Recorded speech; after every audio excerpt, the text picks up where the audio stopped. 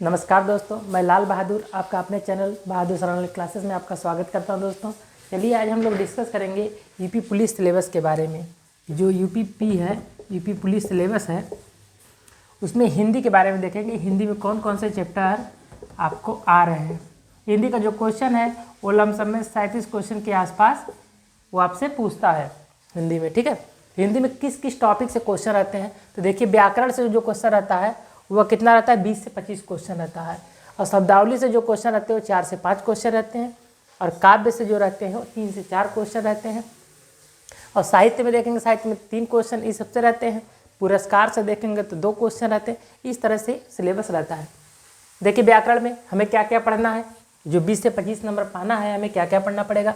भाषा के बारे में पढ़ना पड़ेगा, वर्णमाला के बारे में, संधि, समास, शब्द के बारे में पढ़ना है, संज्ञा के बारे में पढ़ना है, सर्वनाम, क्रिया विशेषण, वाच्य, काल, अव्यय, कारक, विराम चिन्ह, उपसर्ग, प्रत्यय, तत्भव, तत्सम, इन सबको इतना जब पढ़ेंगे तब हम 20 से 25 क्वेश्चन वो पूछेगा हम कर पाएंगे। लेकिन हम करते क्या है, छोड़ छोड़ के पढ़ते हैं, हमें पता ही नहीं रहता पढ़ना क्या है। हमें पता है कि खाली कारक, समास ऐसे 2-4 ठो पढ़ लिए, बाकी हम सोचते हैं हमारा हिंदी तैयार है।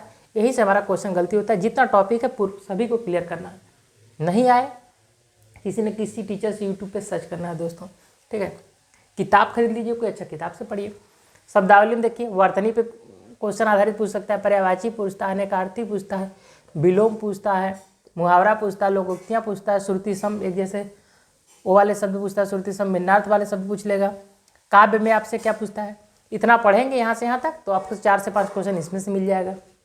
तो पूरा आप कंप्लीट ही कहाँ करते हैं, इसलिए नंबर नहीं बन पाते आपके। काव्य में देखिए, रस, छंद, अलंकार में से 3-4 क्वेश्चन पूछ लेता है। सही से पढ़िए, सभी कर लेंगे। लेकिन हम पढ़ते खाली यही सब है, बाकी बीच में छोड़ देते हैं, नहीं पढ़ते।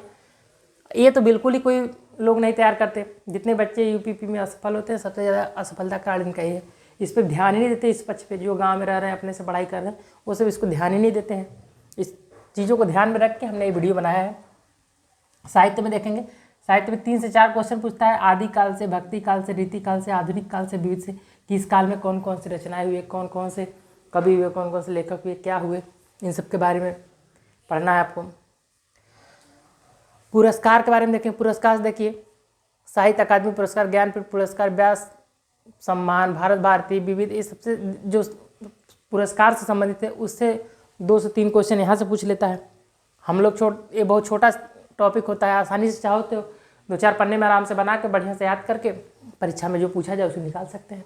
इस साल किसको साहित्य अकादमी मिला, किसको ज्ञानपीठ मिला, किसको क्या मिला, पहले 2020 में क्या मिला, 21 में क्या मिला, 22 में क्या मिला, ये सब चीज़ें हम लोग अच्छे से तैयार कर लें तो हम आसानी से हिंदी को क्रैक कर सकते हैं। लेकिन हम लोग करते क्या है, सही से पूरा टॉपिक ही नहीं लिखते हैं।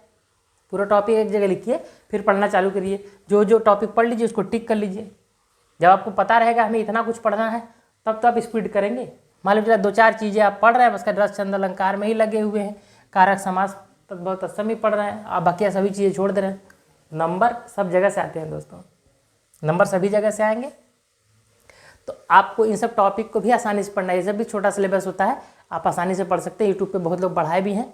ठीक है, बाकिया जैसा समय मिलता है इसमें से मैं आपको कुछ टॉपिक धीरे धीरे पढ़ाने का प्रयास करूँगा। ड्यूटी पीरियड से निकलने के बाद जो भी समय मेरे पास बचता है मैं देने का प्रयास करता हूँ। लेकिन अभी आपको केवल हिंदी का सिलेबस दे रहा हूँ, बाकी आप इसे अच्छे से पढ़िए। कोई दिक्कत होता है तो हम भी इसमें थोड़ा सहयोग करेंगे। धन्यवाद दोस्तों।